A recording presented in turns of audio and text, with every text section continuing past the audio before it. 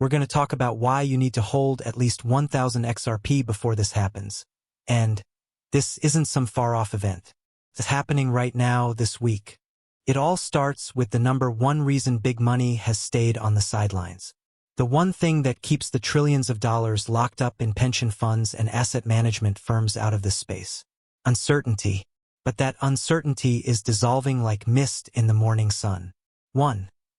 The regulatory green light is about to flash. For years, the one thing holding back a tsunami of institutional capital has been regulatory uncertainty. It's been a dark, foggy night, but the dawn is breaking. As of this week, the U.S. Senate passed the Genius Act, a bill that establishes a clear federal framework for stablecoins. Now, I know what some of you are thinking. It's just a stablecoin bill. What does that have to do with XRP? Everything. You have to understand, don't mistake this for a minor event.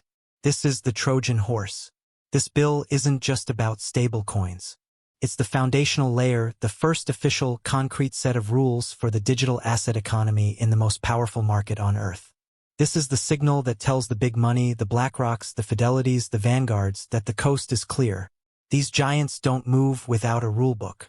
Their compliance departments are more powerful than their trading desks. They need to know the exact legal lines they can operate within. They need to be able to tell their boards, we are 100% compliant with U.S. federal law. The Genius Act gives them that. It defines what a payment stablecoin is and, crucially, what it isn't, a security. It sets the stage for a world where digital dollars can move on public ledgers under the full protection and supervision of U.S. law. This provides the legal certainty they require before they can deploy not millions but billions. We are talking about pension funds that manage the retirement money for millions of people. They cannot and will not touch an asset class that exists in a gray area. This bill removes that gray area. It turns the light from red to yellow, and it's about to flash green. And here's the kicker. The timing is surgical. At the exact moment this industry-wide clarity is arriving, what else is happening? The Ripple versus SEC lawsuit is in its final stages of settlement. Filings this week show both parties have requested to keep the appeals process on hold until at least August 15th, giving them time to finalize the details. The company-specific roadblock for Ripple is being dismantled at the exact moment the industry-wide highway is being paved. You cannot convince me this isn't a coordinated sequence. This is the final, strategic clearing of the path. The gate is opening, the fog is lifting, and the engines of institutional finance are starting to roar. This is the first and loudest shot across the bow. You have to understand this key point. The regulatory clarity we just discussed is the air cover. But an army can't advance with air cover alone. It needs roads, bridges, and infrastructure on the ground.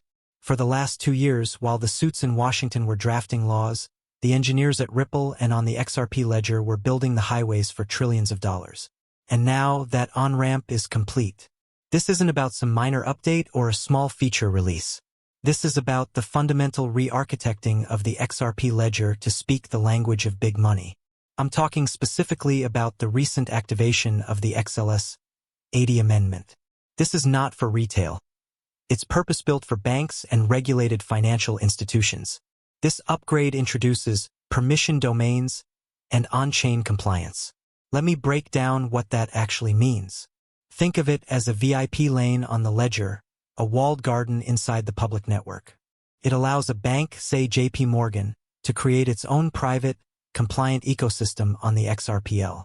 Inside this domain, they can transact exclusively with other approved, KYC'd counterparties, satisfying their regulators without sacrificing the speed and efficiency of the public blockchain.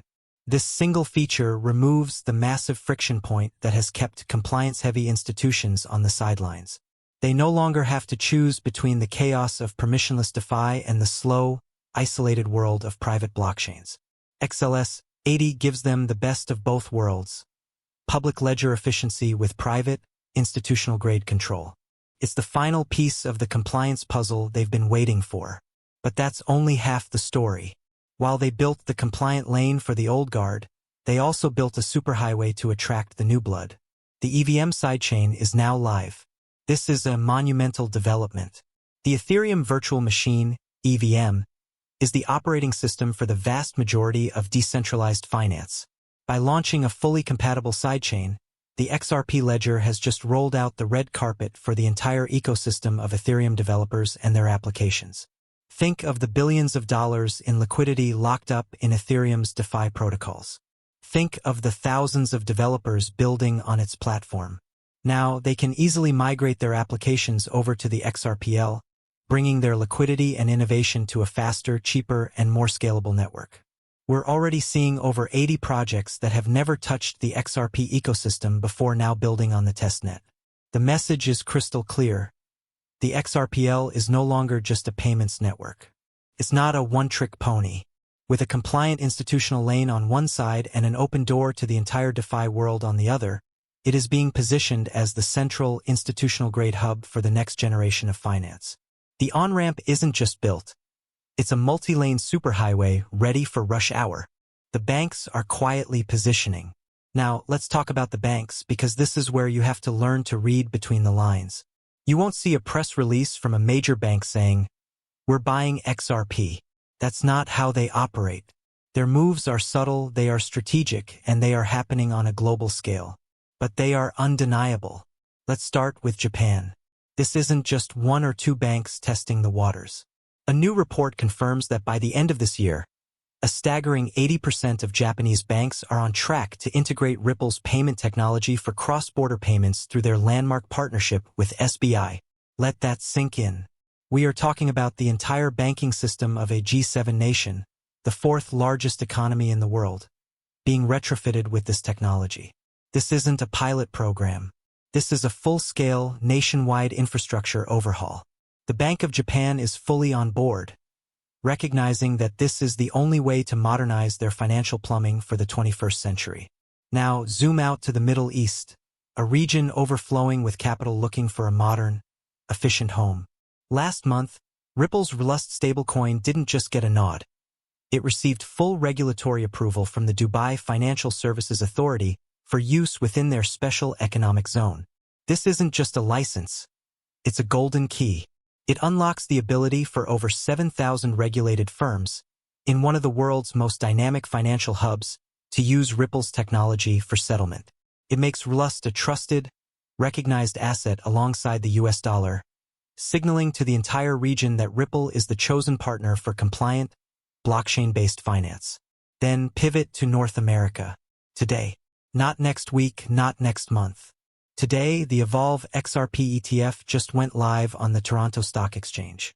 This is a direct, regulated channel for institutional money to gain exposure to XRP without the complexities of self-custody. This is how pension funds and asset managers will enter the space. They won't be setting up hardware wallets. They will be buying ticker symbols like XRPB through their trusted brokers. This ETF isn't just a product. It's a bridge, a secure, regulated bridge connecting the old world of finance to the new. Do you see what's happening? These aren't isolated events. This is a global pincer movement. Asia is providing the nationwide banking adoption. The Middle East is providing the regulatory sandbox and capital hub. North America is providing the regulated investment vehicle. While one region provides the regulatory framework, another provides the banking adoption, and another provides the investment vehicle. They are all moving in concert, preparing for a system where XRP is not just an option, but a critical neutral bridge asset at the very center of it all.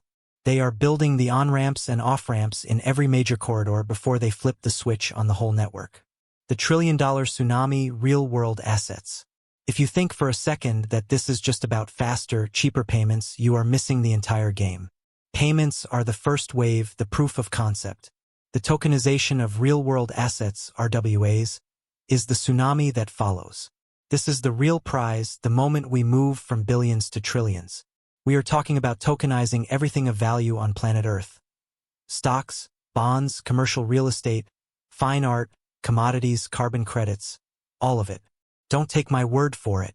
The World Economic Forum just released a new paper calling asset tokenization the next generation of value exchange. And they conservatively estimate this market will swell to over $16 trillion by 2030. This isn't a fantasy. It's already happening.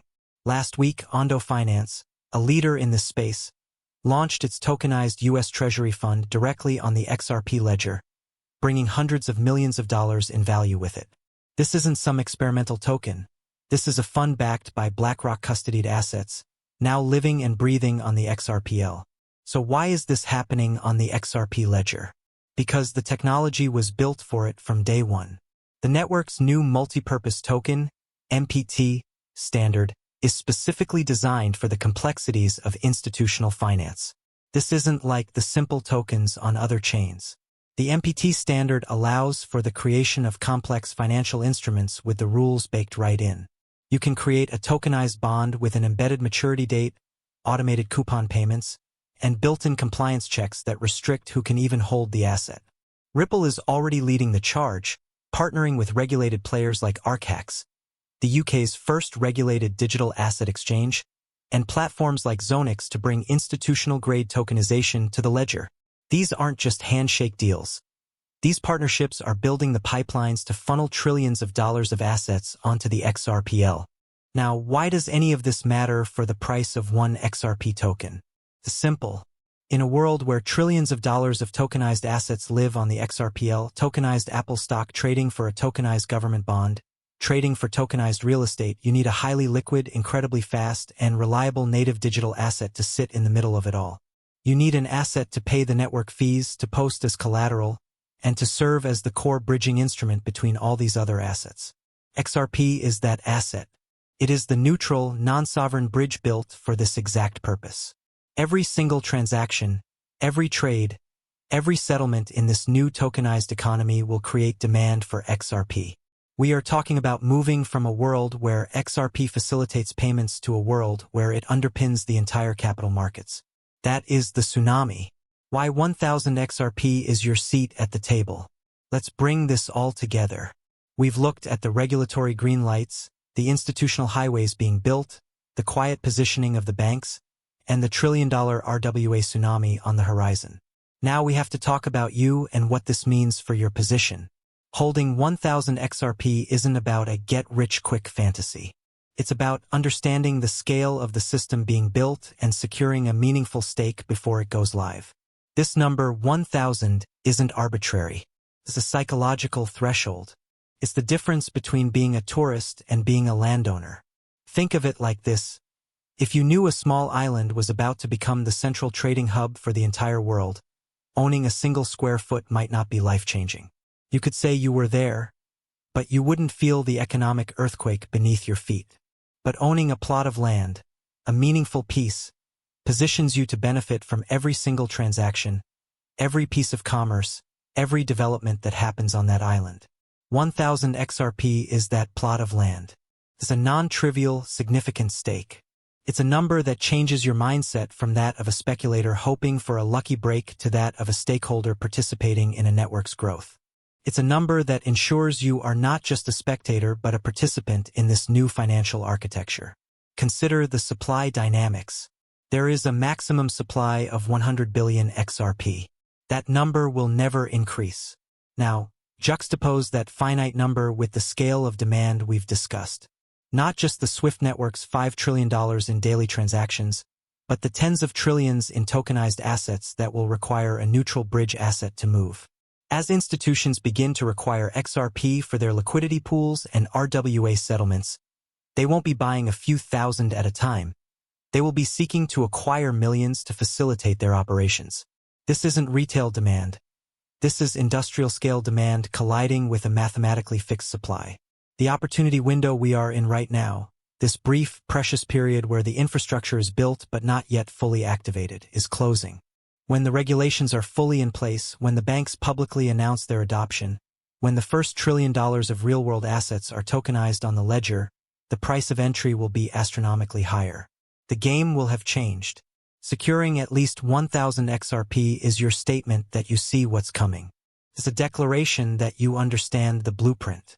It is your claim on a piece of the new foundation before the masses even know the table has been set, let alone that all the chairs are about to be filled. So let's bring it all into focus.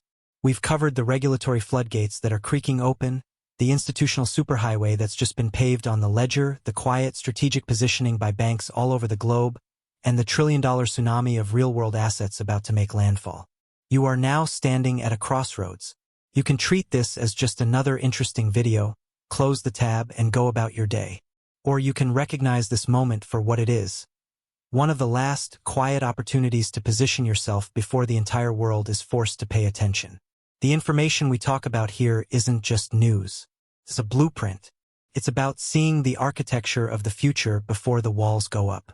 If you want to continue connecting these dots with us, if you want to stay ahead of the headlines and understand the why behind the what, then you need to be here. So do what you need to do. Hit that subscribe button and turn on notifications. Think of it as your entry pass to a global intelligence briefing. Give this video a like to signal that you see the bigger picture. And now I want to hear from you. We've talked about the big moves, but what's the one smaller signal you've seen this week that tells you the tide is turning? Drop it in the comments below. Let's build this mosaic of information together. Because this isn't just about watching the market anymore. It's about outthinking it. Until next time, stay sharp and be crypto smart.